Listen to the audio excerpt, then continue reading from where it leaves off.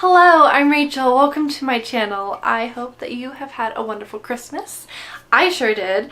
And now that Christmas is over, my plants can finally get into their new pots. So it's been a little less than a month that they have been sitting in my laundry room just waiting till the day that they finally get repotted. I don't always wait until I don't always wait for an acclimation period for my plants. I usually just plant them whenever I feel like it, which oftentimes is right away. Sometimes, like this month, I've been pretty busy, so I just didn't really want to make a mess in my house with a bunch of soil, so I've waited until now to repot my plants. And they've been doing really great, but I can tell that they're just not quite as happy. I think that part of it is the room that they are in is extra cold right now, so I think that they would just benefit from being in a different room, a different part of the house, and getting a little bit more sunlight. Anyways, I guess let's just get to the video. I'm going to put this one, my philodendron, in this white pot. I think it'll be really pretty. And then I'm going to be potting up this one for my cousin, and I'm just going to put it in a smaller terracotta pot. And then I have another one that's more this size. I think I'll use that for her, but I'm going to use this one for the rubber tree. And then I'm going to pot these two in a little bit of a bigger terracotta pot. Like, put these two in this one. And, oh, this one I need to put it in just like a little terracotta pot, I guess. So, yeah. Let's get to mixing. I'm using the black gold regular potting mix. There's a little bit of wood chips in here. And a little bit of like maybe fertilizer things or something. I don't know. It's just a nice dark soil that it's just a consistency that my plants like for like my regular houseplants like. And I always add a little bit of perlite to it because there's no perlite or pumice or anything in here. Part of the reason why I like this potting mix is that there's not a bunch of big bark chunks or anything in it. It's just it holds moisture nicely, and it seems like it has a good amount of nutrition, and there's nothing that like pokes my fingers when I'm working with it, so I don't get like little splinters in my hands if I'm not wearing gloves. I'm going to add some orchid mix. This of course has like bark in it and stuff, but it also has, oh, there's a leaf. It also has some pumice in there.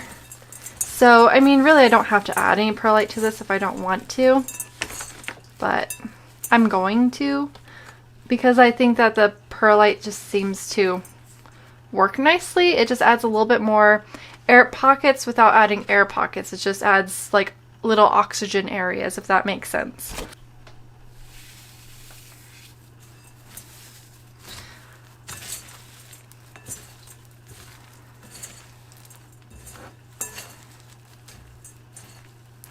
See, like that looks perfect. I mean, your ratios might be different. Mine is just, I just go by how it feels and what it looks like. I don't know. That's just what I do. I'm going to add some water to this so that way it's not too dry. So that way I won't have too many air pockets or anything when I fill up my pots. You could even add like coco coir to this too if you wanted to. But this seems pretty good to me. It's not really holding together, but it is a little bit, so I think it should hold enough moisture. Yeah,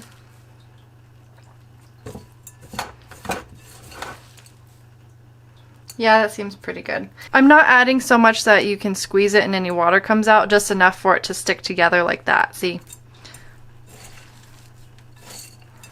So, I think that should probably be good.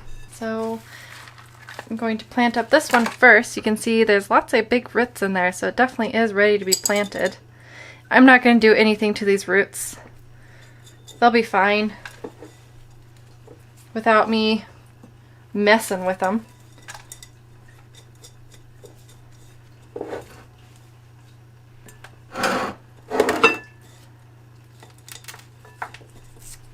I was thinking that I'd use this large orchid pot.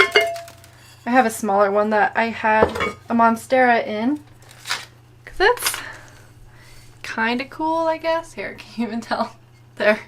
That's kind of cool, but I think I like it better in a lower pot. You could put some like mesh screen or something at the bottom of this because this is a rather large hole. But what I usually do is just get a little piece of bark at the bottom of it and then cover it up. That works pretty well for me because I put these on saucers anyways, so it's not really that big of a deal. See, even these roots I'm not going to do anything to because they don't need me to. So this soil that they're in is definitely falling away from them as well. This one wasn't really rooted in very well at all, but it does have a nice big root or two. I think that they'll be happier being in a bigger pot because that way their roots can spread out, of course. After I water them in, I'll go ahead and top dress them.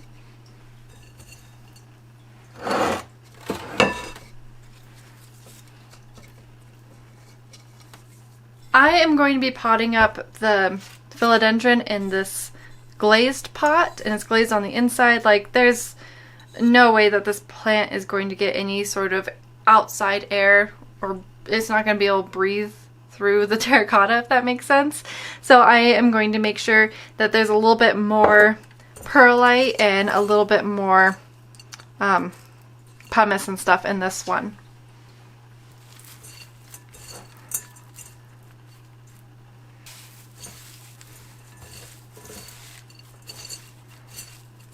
There. We'll see. Let's take a look at these roots and check out the soil that's this one is in. So this soil, it's very similar to the other one, but there's a little bit more peat moss or coco coir in there that I can see. But otherwise it's very similar.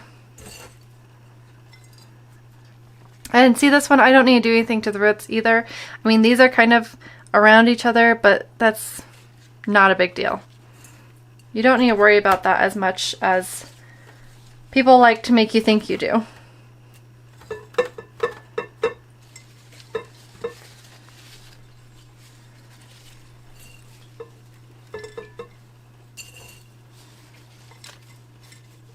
That looks all right. Okay, so I'm going to keep using the same soil that's in here because this is going to be just fine. I am going to add in a little bit more regular potting mix, and I'm going to add in some succulent mix. I forgot that the Miracle-Gro succulent mix I got last time is really terrible. So I'm just going to add a little bit more pumice from my orchid bark mix and just remove the orchid bark, because it needs more pumice and perlite in there, not just powdery fine soil. I mean, there's some sand in there and stuff, which will be good, but yeah.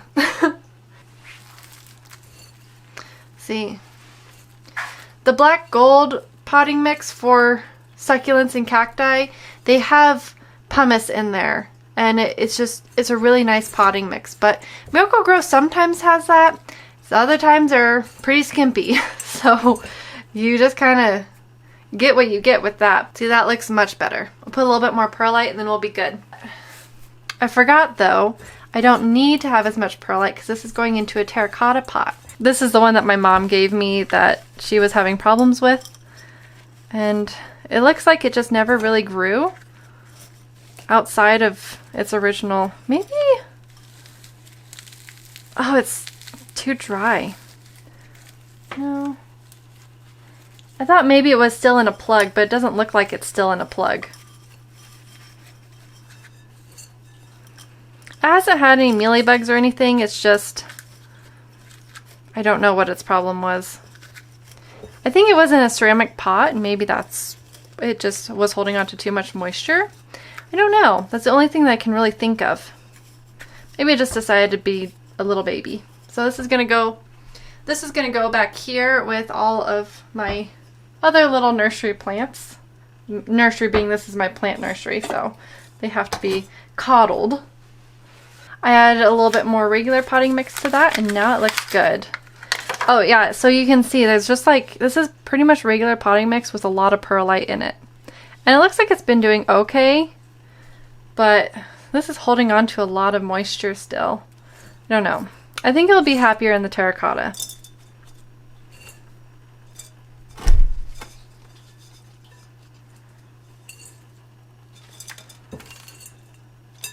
Whoops.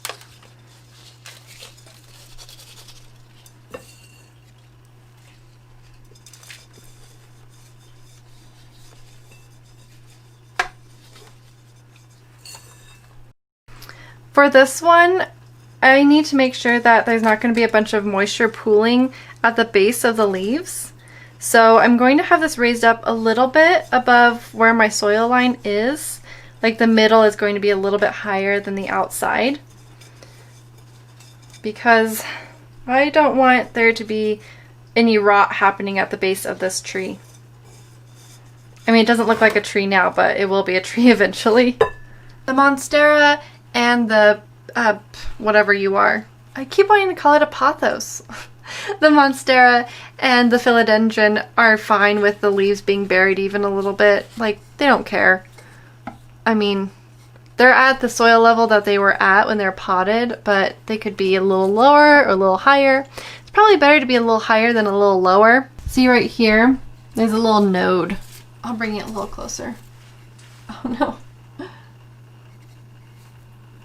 And that can go ahead and root into the soil if it wants to. I got saucers for everyone, and I watered them all in, so you can see this one's draining pretty good. That way I can test out how well it drains the soil. I didn't give this one as much as I did this one, but I did enough to go all the way around the edges to get all the soil down the way it needs to be, so I can see if there's any holes or air pockets or anything. This one, those roots coming out? What are you doing? Oh, you need to be planted up a little higher.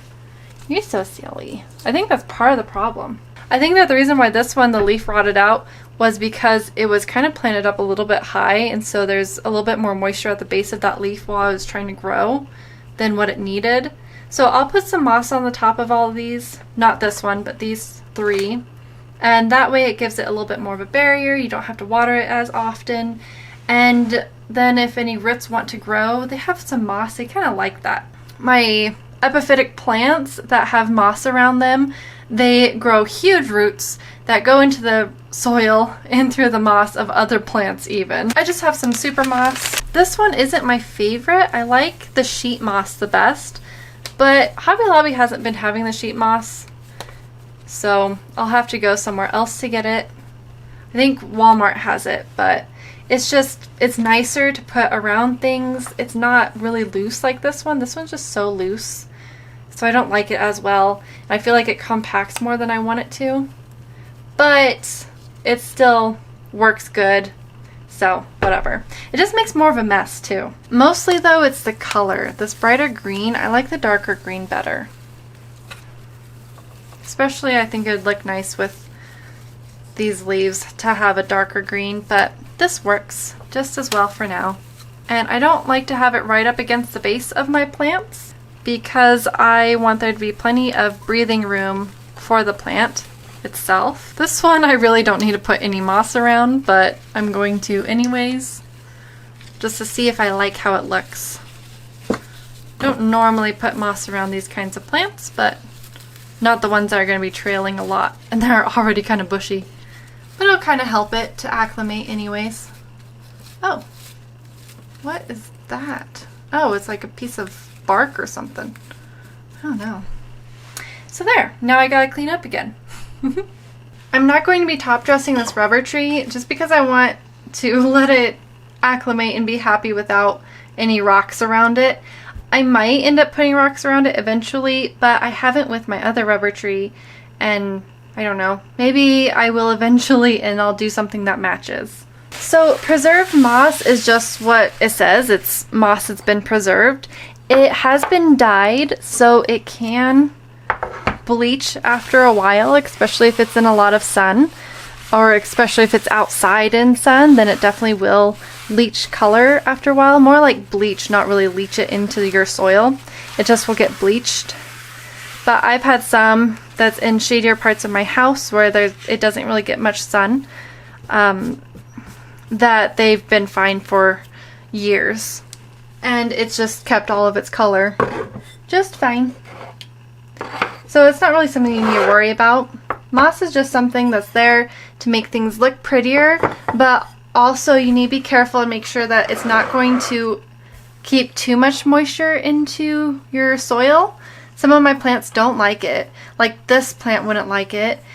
And also my asparagus fern didn't like it. I thought it would, but it just didn't need it. So it actually rotted out the base of the plant. So some plants though do like it and they do really well.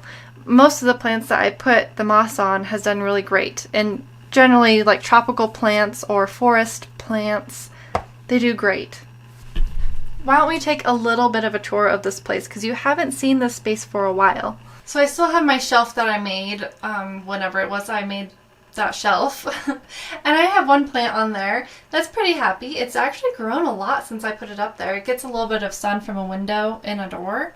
This area I have a big bowl and a pitcher that I use for mixing soil, and the pitcher I just have it over there because it's pretty and I like to use it as a vase sometimes, and I can't really fit it in my cabinet so it stays in the bowl. And I have an aloe that's really happy in that corner. There's very little direct sunlight that hits it right now. There's a little bit right here you can see coming from the same door that lets these get some sunlight. And it might get a little bit of filtered light from the northern window that's over towards the east.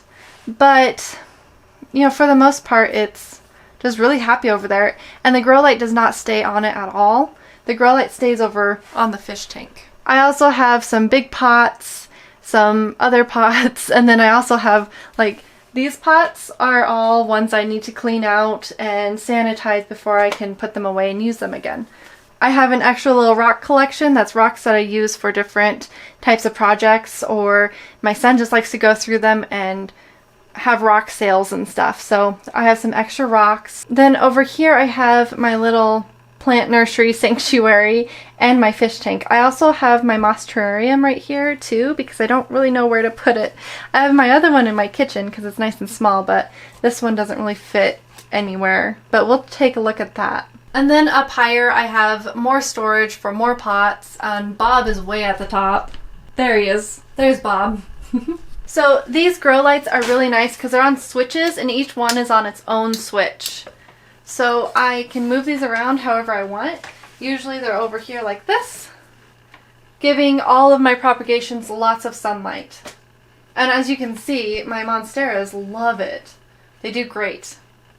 But if I feel like these need a little bit more sun, then I can put that. Usually, there. Having it more like that works really well because I can get a little bit more light to these plants. It's not as intense of light as they need. For it to be as intense as what they would really need, it'd probably be like this right over them, and probably actually both of them. That would be what they would technically need, but they're in the nursery. They're taking a nap, okay? They need to have it a little bit darker.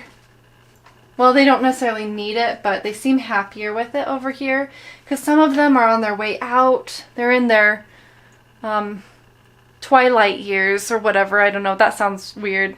They're past their prime, so they're just enjoying life until the end. Other ones are just over here because they're recovering. I have never been all that successful with moss from the mountains where I live, but this has actually worked out pretty good. Here, there we go. So you can see that there's a lot that's kind of died back, but within all that there's a lot of new growth. See all this over here? That's all new growth. And then all in there, there's a whole bunch of new growth. So it's really doing good. I'm very happy with it. So it had a little bit of an acclimation period, but now it's growing up so well, and pretty soon, I mean, I'll have a bunch of moss in there again. I do think that this would do better if it was in more sunlight, but it only gets the sun or the artificial light from the grow lights. I brought you over to my washing machine just to check everything out. The lighting's a little better over here, so that way you can see the plants a little bit better. There is a little bit of new growth in this one from last time. It's actually doing a lot better than I thought it would be. But it was kind of limp when I first got it too, so it still just needs to perk up. And it hasn't dropped any leaves yet. So I say yet because my other one dropped so many leaves when I first got it. So hopefully this one does okay. You can see all the little new growth in here. There's so many new leaves. I love it when this gets so long. It's just so beautiful. I love heartleaf philodendrons or green philodendron, whatever. It's just so pretty. I think that's my favorite angle of it. I wish this was not cut in half though. That would have been really pretty. And then this one's going to my cousin. And, oh, there's a little moss on there. They just look so pretty with the moss. I love the terracotta with the green. It's just such beautiful complementary colors. And then of course with the white inside where you can really see the green. It's just so pretty. I hope that you enjoyed this video and found it helpful. If you have any comments or questions, please leave them in the comment section below. And I will talk to you later. Have a really great week and a very happy New Year's. Bye!